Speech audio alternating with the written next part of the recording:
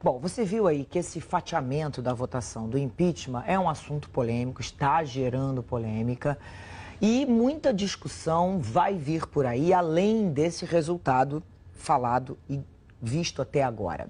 Nós convidamos para falar sobre esse assunto a mestre em Direito Constitucional e Procuradora da República, Silvana Battini. Silvana, muito obrigada pela sua presença aqui. Queria que você, assim, destrinchasse essa situação para a gente, porque é uma situação nova. Se está pegando os políticos desprevenidos, imagina a população que não está entendendo muita coisa. Primeira pergunta, presidente Dilma foi afastada do cargo. Isso aconteceu uma outra vez na história brasileira com o presidente Collor, que ficou inelegível por 8 anos. Isso não vai acontecer com a presidente Dilma? Bom, a prevalecer a decisão do Senado de hoje, e tudo indica que deve prevalecer, ela está cassada, né? Ela perde o mandato, mas ela não está inelegível, uma situação diferente daquela que aconteceu com Fernando Collor. O Senado resolveu separar as duas consequências, né? Uma é a cassação do mandato e a outra a suspensão dos direitos políticos. Resolveram pela cassação, mas não pela suspensão. Mas num primeiro momento, o argumento, o que se disse, o que eu pelo menos entendi num primeiro momento, é que ela não ficaria elegível, ela continuaria inelegível, porém ela teria direito a ser nomeada para um cargo público, como professora ou como secretária de algum governo? Não, na verdade a decisão do Senado de hoje, ela foi total. Ela garante à ex-presidente Dilma o pleno exercício dos seus direitos políticos e de exercer qualquer tipo de cargo. Se ela quiser se candidatar em 2018, ela pode? Sim. Ela não é ficha suja? Atualmente, não. A única hipótese dela se tornar uma ficha suja, eventualmente ainda, é pelas ações no TSE. As ações no TSE, agora, uma vez que a presidente Dilma não está inelegível, essas ações continuam sendo importantes em relação a ela. Ela não vai poder ser excluída dessas ações, porque, teoricamente, ainda há um provimento útil, digamos assim, em relação a ela. Então, ela pode, se ela vier a ser condenada no TSE, ela pode se tornar inelegível. Mas, pela cassação de hoje no Senado, não. Algumas pessoas dizem que isso é contra a Constituição. Como é que você interpreta?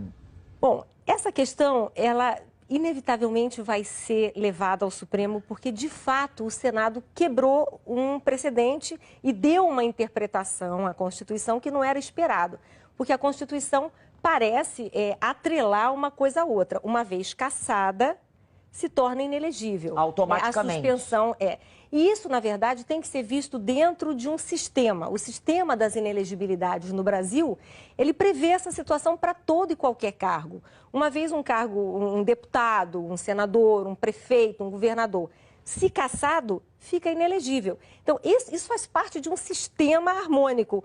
Hoje, o Senado decidiu retirar o cargo de presidente da República desse sistema. Agora, veja bem, isso pode repercutir mais à frente e isso criar um precedente para todos os outros políticos.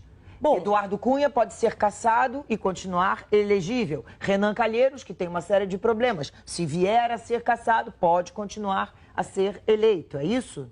Com certeza, essa decisão de hoje, ela vai gerar esta discussão. Embora seja importante a gente ter bem muito claro que a inelegibilidade decorrente da cassação de um deputado ou de um senador, ela decorre da lei da ficha limpa, da lei das inelegibilidades. E a suspensão dos direitos políticos de um presidente cassado decorre diretamente da Constituição. Então, teoricamente falando, o precedente de hoje não pode ser estendido para nenhum outro cargo.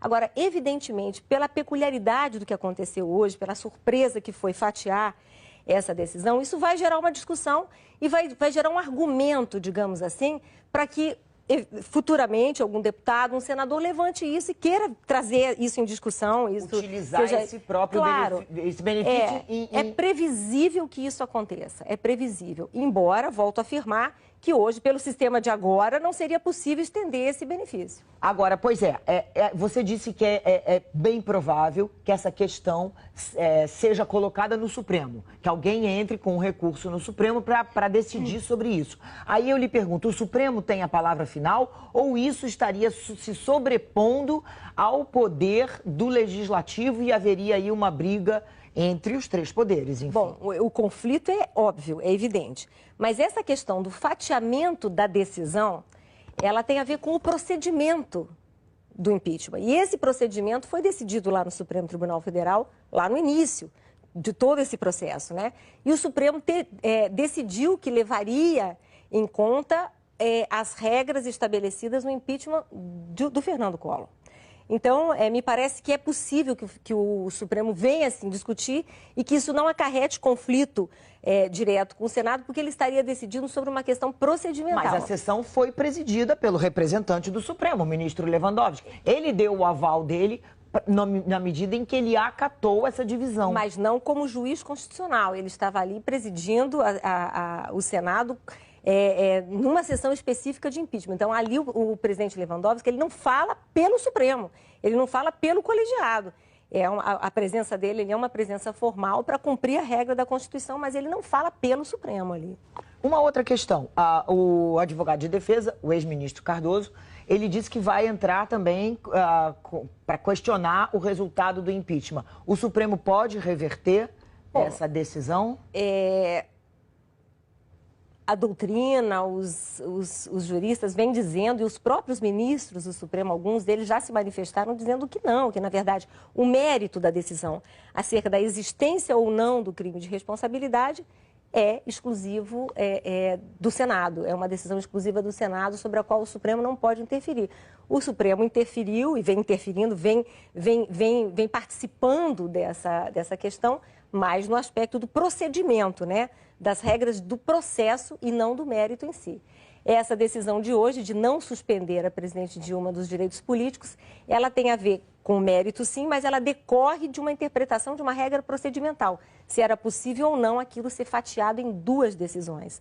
Então, me parece que por esse aspecto o Supremo pode vir a interferir sim. Agora, além da gente falar sobre o futuro de muitos políticos, né, que certamente vão passar aí, a gente sabe que existem vários processos na Lava Jato que vão atingir políticos de diferentes partidos. Então, todos eles vão estar sujeitos a uma cassação.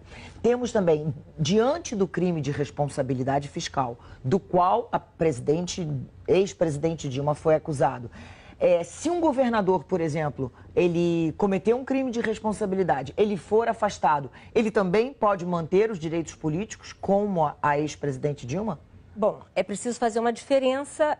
No caso, por exemplo, de políticos que estejam envolvidos em processos criminais, por exemplo, como esse da Lava Jato, são crimes comuns.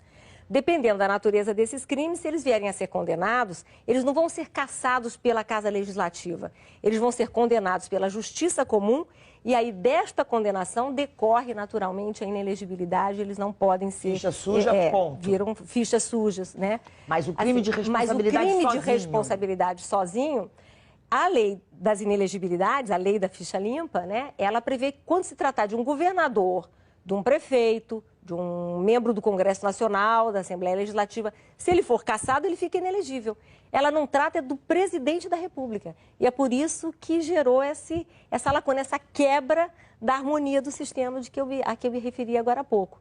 Qualquer outro cargo da República... Para você foi surpreendente o que aconteceu? Foi, não se esperava, porque eu particularmente não estava imaginando, não estava esperando isso, até por causa daquilo que eu falei mesmo. A questão do sistema. O sistema prevê como natural a inelegibilidade, a consequência da inelegibilidade em função de uma cassação. Por que seria diferente para o presidente da República? Até mesmo porque essa regra estava fixada na Constituição, né, uma sede normativa acima da lei complementar. Então, foi surpreendente isso, mas é o único cargo da República hoje que isso está acontecendo. Você diria que esse processo ainda essa decisão ainda vai gerar muitos questionamentos? Eu diria que essa decisão hoje ainda não pacifica tudo. Ela pode ainda ser questionada e a gente ainda pode ter uma discussão pela frente. Silvana Battini, muito obrigada pela sua participação, pelas suas agradeço. explicações aqui na edição das 6. Foi um prazer. Prazer.